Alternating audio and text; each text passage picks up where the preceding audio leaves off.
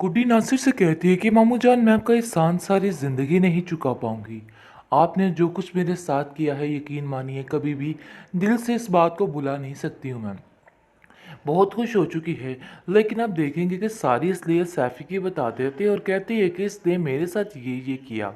जिस पर काफ़ी हैरान हो जाता है नासिर और कहता है कि आखिर मेरा इतना अच्छा दोस्त मेरे साथ इतना बड़ा धोखा कैसे कर सकता है। मैं इसको नहीं छोड़ूंगा। लेकिन आप देखेंगे कि उसको समझाती है गुड्डी कि ये वक्त इन बातों का नहीं है, जज्बाती होने का नहीं है, बल्कि तरीके से मुझे यहाँ से लेके जाने का है। क्योंकि ये लोग कुछ और ही करना चाह रहे हैं और इन लोगों की कुछ और ही प्लानिंग है। इसलिए मैं आपको पहले ही मुताद कर रही हूँ। जिसको सुनकर वो काफ़ी हैरान हो जाता है और कहता है फिक्र मत करो, तुम्हारी खाला के घर ही तुम्हारा असली ठिकाना है और वही लोग तुम्हारा ख्याल रखेंगे। तुम्हारी खाला बहुत बेचैन, बहुत रो रही है तुम्हारे बगैर, तुम नहीं जानते हो।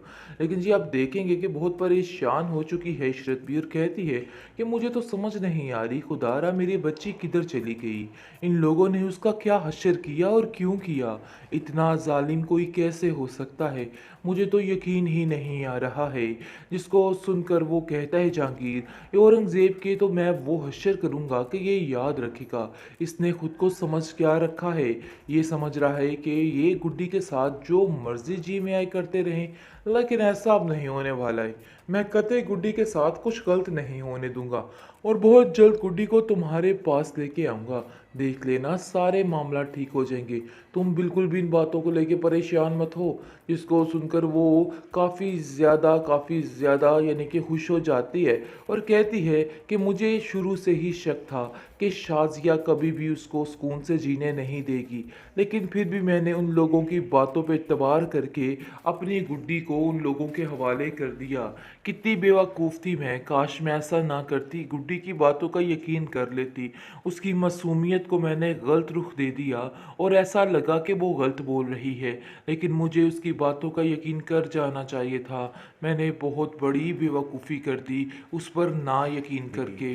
इसने बहुत गलत किया हमारे साथ और मैं कभी भी इसको इस चीज़ के लिए माफ़ नहीं कर सकता हूँ। धमाका उसके अंदर किया है कि वो समझ गया है कि नहीं भाई, इससे पीछा चढ़वाना ही बेहतर है। इसलिए वो सोच रहा है कि जितनी जल्दी हो सके गुड्डी का काम तमाम कर दूं ताकि मामला ही रहा। मुझे समझ नहीं आ रही कि आखिर क्या होने वाला है। गुड्डी जानती है कि जब ये सारी बातें खुल के सामने आएगी तो नासिर की शामित आ जाएगी और वो कहती है कि मेरी वजह से आप इतने परेशान हैं। मुझे तो कुछ समझ नहीं आ रही कि आखिर मैं क्या करूं। काफ़ी परेशानी के आलम में आप देखेंगे कि वो कहती है कि मुझे ऐसा लग रहा है कि हमें खाला के घर जल्द अज जल्द पहुँच जाना चाहिए ताकि सारा मामला निबट जाए और फिर सारा कुछ ठीक हो जाए। जिस पर नासिर कहता है कि अब उन लोगों के लिए कुछ भी ठीक नहीं होने वाला। ये सरासर तुम्हारी बेवकूफ़ी है क्योंकि ठीक हो ही नहीं सकता। उन लोगों का लालच भरा दिल अभी तक नहीं बदला, अभी तक वैसे के वैसे ही हालात हैं। इसलिए तुम्हें बिला वजह परेशान होने की कोई भी ज़रूरत नहीं है।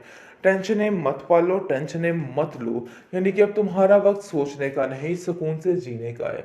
इसलिए बिल्कुल भी परेशान मत हो। जिसको सुनकर वो कहती है परेशानी वाली बात तो है ना, जब तक मैं अपनी खाला के पास नहीं पहुंच जाती हूँ परेशानी ही परेशानी है, क्योंकि मैं जानती हूँ कि सबसे ज़्यादा सेफ मैं पर हूँ।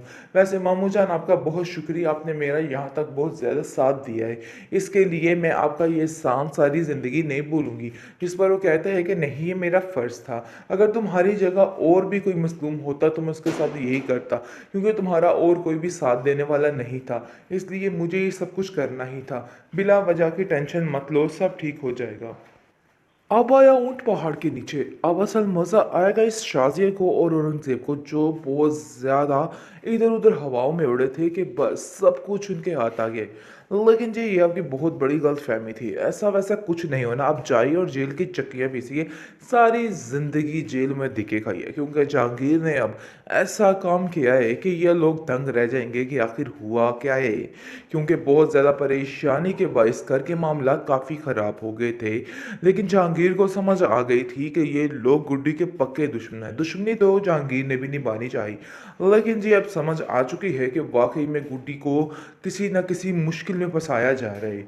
बहुत परेशान हो चुके हैं घर वाले, क्योंकि अब शाज़िया को समझ आ गई है कि नहीं भई, ये हमारा ढोल ज़्यादा देर तक बजने वाला नहीं है। बहुत जल्द हम जेल की सुलाखों के पीछे होंगे। बहुत परेशान हो चुके हैं और शाज़िया कहती है कि नासिर भी चला गया है। मुझे तो समझ नहीं आ रही कि आखिर मैं क्या करूँ? बस मुझे लग रहा है कि अब हमें जितनी जल्दी हो सके तुम्हारी खाला के घर जाना चाहिए, क्योंकि वो ही तुम्हारे लिए सबसे सेफ प्लेस है। जिसको सुनकर वो कहती है कि जी आप बिल्कुल ठीक कह रहे हैं। मैं जैसे ही आमिर बाबा के घर रही थी, यकीन मानिए मैं बहुत परेशान थी कि यही चचा से मेरी शिकायत ही ना कर दें, कोई ऐसी बात ना कर दें जिसकी वजह से मैं फंस जाऊं। काफ़ी परेशान थी बेचारी। लेकिन अब देखेंगे कि वो सैफी बाबा को बहुत शुक्रिया अदा करता है और कहता है कि आपने यहाँ तक साथ दिया मेरी गुड्डी का, बहुत शुक्रिया आपका। दूसरी तरफ गुड्डी काफ़ी परेशान, काफ़ी बेकरार है कि आखिर उसके साथ क्या बनने वाला है। बहुत परेशानी की हालत में उसको कुछ समझ ही नहीं आ रही है कि आखिर होना क्या है, क्योंकि वो जो कुछ सही करने की इन लोगों के साथ कोशिश करती है दोबारा से गलत हो गए। और वो नासिर को भी तक कह रही है कि मामू जान, मैं चाहती हूँ कि उन लोगों को कुछ ना किया जाए, क्योंकि वो मेरे बाबा के भाई हैं और मैं ऐसा कुछ भी नहीं चाहती हूँ। जिसको सुनकर वो कहता है कि तुम्हारा दिमाग खराब हो चुका है गुड्डी, ऐसा कुछ भी नहीं होगा। उन लोगों को सजा उनके किए की मिलनी ही चाहिए। शाजिया मेरी भी बहन है और मैं भी उसे बहुत प्यार करता हूँ, लेकिन इसका मतलब ये हरगिज़ नहीं है कि हम उनकी सारी बुराइयों पे पर्दा डालते जाएं। देखो भाई, ऐसा नहीं होने वाला है और ये बात तुम भी जहन में रख लो। अगर तुम ऐसा सोच रही हो कि उन लोगों को छुड़वा दिया जाएगा, तो भाई ऐसा कुछ भी नहीं होने वाला है, क्योंकि मैं खुद उन लोगों से शदीद किस्म का तंग आ चुका हूँ। वो लोग तुम्हें चैन से जीने नहीं दे रहे और तुम लोग उनको बचाने की बातें कर रही हो। मैं तो कतई उनको बचाने के हक में नहीं हूँ। बहुत ज़्यादा परेशान है अब वो इंसान और कहता है कि मुझे समझ नहीं आ रही कि आखिर क्या होने वाला है। गुड्डी जानती है कि जब ये सारी बातें खुल के सामने आएगी तो नासिर की शामित आ जाएगी और वो कहती है कि मेरी वजह से आप इतने परेशान हैं, मुझे तो कुछ समझ नहीं आ रही कि आखिर मैं क्या करूं। काफ़ी परेशानी की आलम में आप देखेंगे कि वो कहती है कि मुझे ऐसा लग रहा है कि हमें खाला के घर जल्द अज जल्द पहुँच जाना चाहिए, ताकि सारा मामला निबट जाए और फिर सारा कुछ ठीक हो जाए। जिस पर नासिर कहता है कि अब उन लोगों के लिए कुछ भी ठीक नहीं होने वाला। ये सरासर तुम्हारी बेवकूफ़ी है, क्योंकि ठीक हो ही नहीं सकता। उन लोगों का लालच भरा दिल अभी तक नहीं बदला, अभी तक वैसे के वैसे ही हालात हैं। इसलिए तुम्हें बिला वजह परेशान होने की कोई भी ज़रूरत नहीं है। टेंशनें मत पालो, टेंशनें मत लो, यानी कि अब तुम्हारा वक्त सोचने का नहीं, सुकून से जीने का है। इसलिए बिल्कुल भी परेशान मत हो।